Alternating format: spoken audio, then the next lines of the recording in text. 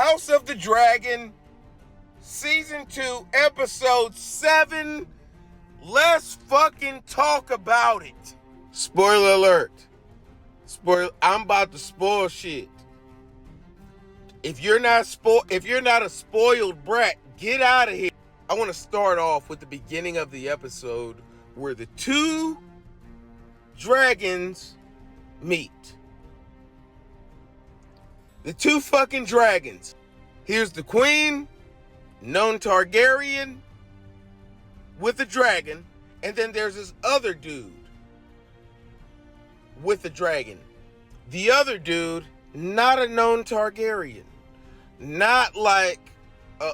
the queen see this dude, motherfucking... and he got this dragon, right? Supposed to only be a Targaryen shit. The queen see this dude, he got a dragon. The first thing this motherfucker do is bend the knee to that woman with that rage. The first thing he do, he got a dragon. His dragon was looking kind of bigger than hers. If you asking me, it was looking like his dragon, Sea Smoke, was a little bit bigger than. But the first thing that man with that good heart, the first thing he do, he bend the knee to the queen, because he like, yo, I know it's you. I know I got this dragon. I could be out doing devious shit. But right now, in this moment, I bend the knee to the queen because I know it's your time. Long story less long. The dragons have chosen the bastards. Oh. The dragons have chosen the bastards. See, the dragons, you know, if you're familiar with Game of Thrones, you know the Targaryens and all that, right? You got to sing the song. You have to be born of fire and blood. You have to go through, it's like a fraternity shit. You got to already be a Targaryen as far as traditionally, how things normally go, how things have gone in the past. Yeah, you have to fucking go through the rituals and all that good shit. But the dragons have chosen bastards. Now, I'm not about to break down the whole House of the Dragon season 1 through 2. That's why I said spoiler alert. This is for those who have already been watching the show. But what I'm saying is season 2, episode 7 may have been one of the most powerful episodes in the history of the Game of Thrones lore. The most powerful episode. I say this because we have plenty of spiritual, symbolistic proof of the bastard in Game of Thrones lore. See Jon Snow. You know, the bastard. The battle of the bastards. You have Jon Snow versus that other motherfucker who was Bolton, the sick motherfucker who Sansa ended up sicking the dogs on. All I'm saying is there's this theme with the one who is cast out in the Game of Thrones. And if you're wondering why I'm addicted to Game of Thrones and why it's everything to me, this is why, because it drops the biggest gems of all time. And just like the dragons could sense the Targaryen blood in Jon Snow in Game of Thrones, here in House of the Dragons, we see the same theme. Because it's symbolism, bitch. Here we see the same theme again with the dragons who are looked at as gods to the characters in Westeros in Game of Thrones and House of the Dragons. We can see that once again, we see the dragons choosing the outcast, choosing the one that no one thought could be the one.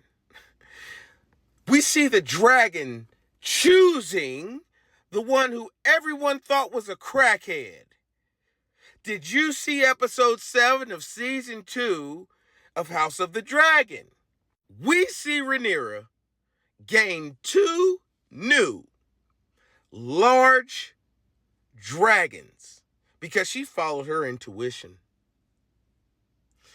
Divine feminine shit. She followed her intuition. Yes. And the dragons chose 2 men with no fear. They weren't beautiful, pretty, gorgeous men.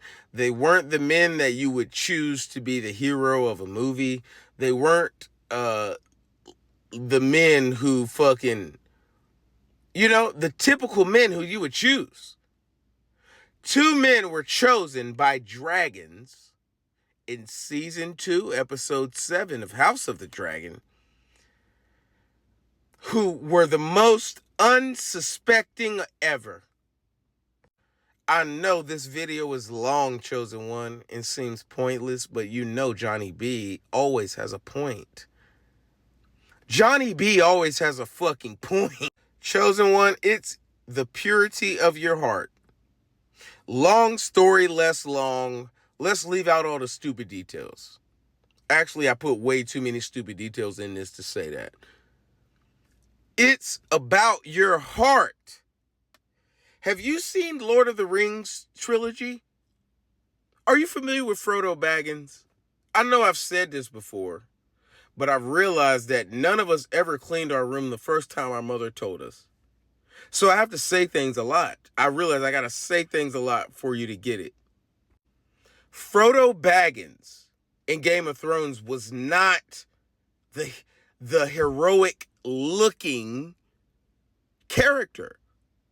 There were multiple characters to include Gandalf, the most obvious character to me, and then that one dude with the sword and the good hair. Like, there were many characters above Frodo in Game of Thrones who seemed like they should be the one to carry the ring. It seemed like there were other characters based on their looks that were more capable of carrying the ring than Frodo. Frodo with that little body and them big feet, them big feet and that little body. It's weird. But Mama chose Frodo. And it wasn't about nothing else but the purity of his heart. It was about his heart. Yeah, it was the purity of heart. Chosen One, I know your life is weird. Mine too. And I know that you may be in a space where you're having trouble deciphering things, figuring out people's motives, figuring out who is who and what is what. But, I need you to know, Chosen One, that it's not going to be who and what you think. It's not going to look like it. And that's the reason that you don't look like it. Do you? You don't fucking look the part. Neither do I.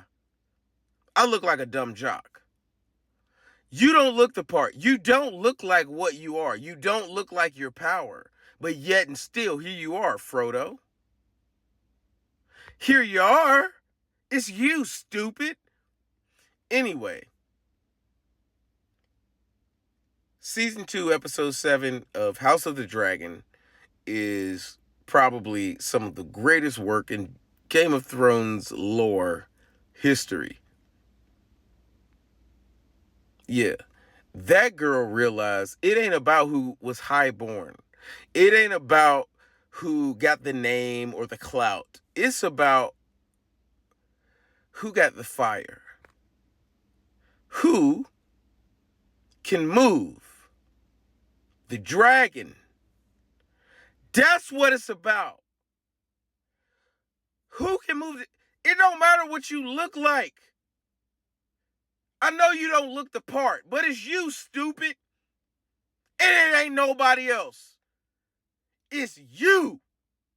You gotta move the dragon, bitch.